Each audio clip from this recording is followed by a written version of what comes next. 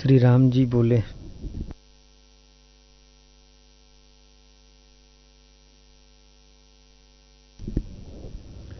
श्री राम जी बोले, हे मुनीश्वर, जितना स्थावर जंगम जगत दिखता है वह सब नाश रूप है, कुछ भी स्थिर न रहेगा। जो खाई थी वह जल से पूर्ण हो गई है, और जो बड़े जल से भरे हुए समुद्र दिखते थे वे खाई रूप हो गए। जो सुंदर बड़े बगीचे थे वे आकाश की नाई शून्य हो गए, और जो शून्य स्थान थे वे सुंदर वृक्ष होकर वन में दृष्टि आते हैं। जहाँ बस्ती थी वहाँ उजाड़ हो गई, और जहाँ उजाड़ थी वहाँ बस्ती हो गई। जहाँ गड्ढे थे वहाँ पर्वत हो गए, और जहाँ बड़े पर्वत थे वहाँ समान पृथ्वी हो गई। इस प्रकार पदार्थ देखते देखते विपर्य हो जाते हैं, स्थिर नहीं रहते। तो फिर हे मुनीश्वर, मैं किसका आश्रय करूं और किसके पाने का यत्न करूं? ये पदार्थ तो सब नाश रूप हैं। जो बड़े ऐश्वर्य से संपन्न और बड़े कर्तव्य करते और बड़े वीर्यवान तेजवान हुए हैं वे भी मरण मात्र हो गए। तो हम सरीखों की क्या वार्ता है? सब नाश होते हैं, तो हमें भी पल में चला जाना है। हे मुनिवर, ये पदार्थ बड़े चंचल रूप हैं। एक रस कदाचित नहीं रहते। एक क्षण में कुछ हो जाते हैं और दूसरे क्षण में कुछ हो जाते हैं। एक क्षण में दरिद्री हो जाते हैं और दूसरे क्षण में संपदावान हो जाते हैं। एक क्षण में फिर जीते दृष्टि आते हैं और दूसरे क्षण में मर जाते हैं, और एक क्षण में फिर जी उठते हैं। इस संसार में स्थिरता कभी नहीं होती। ज्ञानवान इसकी आस्था नहीं करते। एक क्षण में समुद्र के प्रवाह के ठिकाने मरुस्थल हो जाते हैं, और मरुस्थल में जल के प्रवाह हो जाते हैं। इस जगत का आभास स्थिर नहीं रहता। जैसे बालक का चित्त स्थिर नहीं रहता, वैसे ही जगत का पदार्थ एक भी स्थिर नहीं रहता। जैसे नट नाना प्रकार के स्वांग धरता है, वैसे ही जगत के पदार्थ और लक्ष्मी एक रस नहीं रहती। कभी पुरुष स्त्री हो जाता और कभी स्त्री पुरुष हो जाती है। कभी मनुष्य पशु हो जाता और कभी पशु मनुष्य हो जाता है। स्थावर का जंगम हो जाता है और जंगम का स्थावर हो जाता है।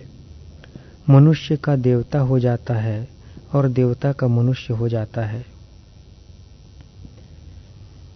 इसी प्रकार घटी यंत्र की नाई जगत की लक्ष्मी स्थिर नहीं रहती। कभी ऊर्ध्व को जाती है और कभी अधः को जाती है। स्थिर कभी नहीं रहती, सदा भटकती रहती है।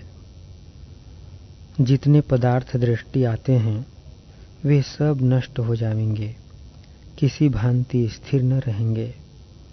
ये सब नदियां बड़वाग्नि में लय हो जाएंगी, और जितने पदार्थ हैं वे सब अभाव रूपी बड़वाग्नि को प्राप्त होंगे।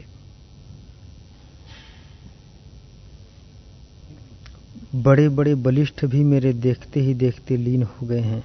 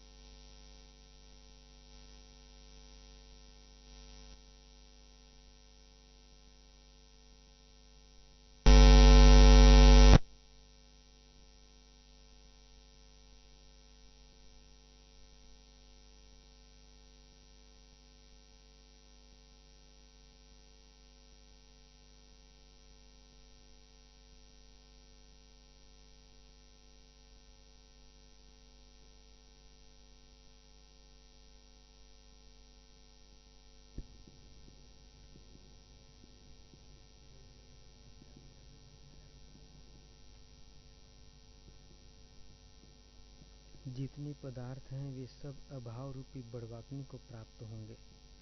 बड़े बड़े बलिष्ठ भी मेरे देखते ही देखते लीन हो गए हैं। जो बड़े बड़े सुंदर स्थान थे वे शून्य हो गए, और सुंदर ताल बगीचे जो मनुष्यों से परिपूर्ण थे शून्य हो गए।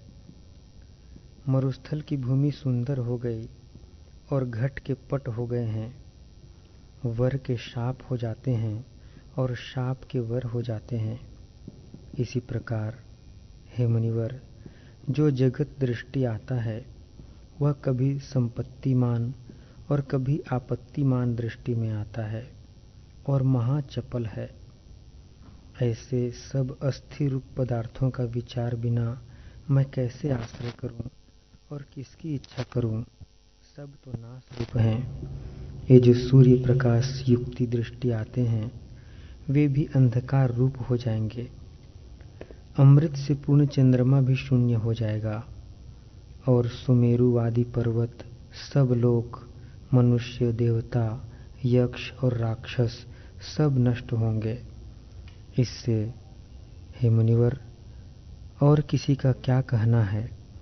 ब्रह्मा, विष्णु, रुद्र, जगत के ईश्वर भी शून्य हो जाएंगे।